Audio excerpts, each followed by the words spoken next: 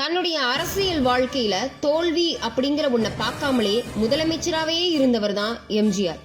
அதே கழகத்துல அவருக்கு இணையா தாம் போட்டியிட்ட 4 தடவையும் எம்எல்ஏவா ஜெயிச்சு வந்தவருங்கிற பெருமை ஓபிஎஸ்க்கு மட்டுமே உண்டு.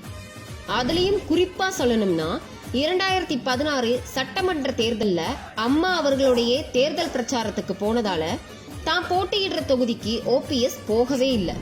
ஆனாலும் அந்த தொகுதி மக்கள் ஓட்டு போட்டு ஜெயிக்க வச்சு எம்எல்ஏ ஆக்கியிருக்காங்க. இப்படிப்பட்ட வெற்றி மக்கள் ஓபிஎஸ் மேல வச்சிருக்கிற அளவுக்கு அதிகமான நம்பிக்கையின் வெளிப்பாடுனே சொல்லலாம். இப்படி எந்த ஒரு சூழ்நிலையிலையும் தொடர்ந்து தோல்வி பக்கமே போகாதவரா இருந்துட்டு வராரு ஐயா ஓபிஎஸ். என்னதான் சேவலுக்கு கொண்டை இருக்குன்னு கொண்டைய சுத்தி பூ வச்சு விட்டாலும் யாரும் மாப்பிள்ளை பார்க்க வர மாட்டாங்க அப்படிங்கிற மாதிரி தான் இங்க நிறைய பேர் பூ வச்சுக்கிட்டு மாப்பிள்ளைக்கு காத்துட்டு இருக்காங்க. ஆனா தேர்தல் களத்துக்கே போகாம ஒருத்தர் தொடர்ந்து எம்எல்ஏ ஆகியிருக்காரு அப்படின்னா அது நம்ம ஓபிஎஸ் ஐயா மட்டும்தான்.